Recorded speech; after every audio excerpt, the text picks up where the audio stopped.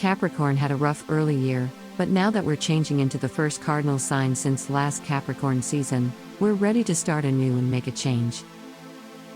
The new moon this month happens in your fourth house of the family and home life. This could mean that many of you will be changing homes, some even moving far away to a different state or out of the country, considering the presence of Mercury in the fourth house on that same day. They're the planet responsible for travel in your chart, and this could pose a significant change for you. Conversely, since the sun often represents the father or father figures, there's also a chance that your father could be the one making a move or going on some sort of midlife adventuring. Whatever the case may be, this transit is sure to fuel your heart with some inspiration to go out and have some fun out in the world. However, you should keep that inspiration within a budget since Saturn and Mars are going to conjoin just a few days after in your second house of finances. This is quite an uncomfortable transit, and it can represent budget cuts and separation from material things that you grew attached to, but that may not ultimately be necessary. This is not a reason to get stressed, but try to avoid unnecessary purchases. However, even though the finances might be rough, your ability to tend to your daily tasks seems like it remains intact.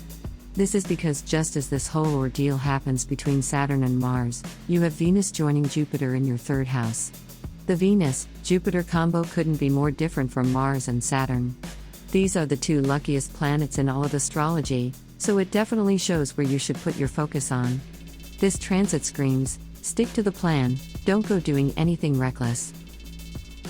The third house is the place where all the familiar things in life stay. It's no wonder it's the house that deals with fraternal figures, since your siblings were the first people you got to know on a friendship level. With that said, your siblings, or friends who are like siblings, might even help you out financially if you feel like you need it. So whether you've crafted a plan, and, of course, you did, you're a Capricorn, or you get lost and don't know what to do, the help will be there. Your work might also promise to be a huge asset this month. With the full moon happening in your 10th house and being ruled by Venus herself, you could be getting a better job or a better position even at around this time. Since Venus is in that third house of siblings and friends, you could even start working with these characters in your life. It might feel a little bit disheartening at first, since we can't ignore the financial drain that Saturn and Mars can pose, but the universe has got your back. Even if you're making enough to just get by, remember this is still the first cardinal season of the year. Things are just now beginning. In no time, things will start to pick up again. To end on a rather positive note, we have a trine between Pluto and Mercury on the 28th, just a few days before the peak of the Venus and Jupiter conjunction on the 30th. This trine connects the themes of the fifth house, love, pleasure and excitement, with your first house of the self. While the obvious interpretation would be parties, Mercury in the fifth house enjoys life differently. There's something very intellectual and down-to-earth about this transit. The kind of love and pleasure this transit could be speaking of then is the love we have for the things we create. This might be the perfect time to bring a passion project to fruition, especially since Venus can provide you with solid friendships to collaborate with. While this is a relatively quick transit only lasting about a day, the intensity Pluto brings could point to the spark of an idea that is quick but leaves a mark. You may not see the end of whatever you initiate during this transit right away.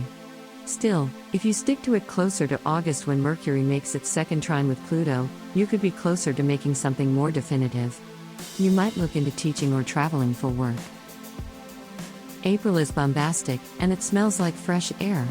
Still, as much as there's action everywhere you look, you still need the earthy patience inherent to Capricorn to see the results of a long journey. Something's getting started in April, but your ability to stick with it defines it.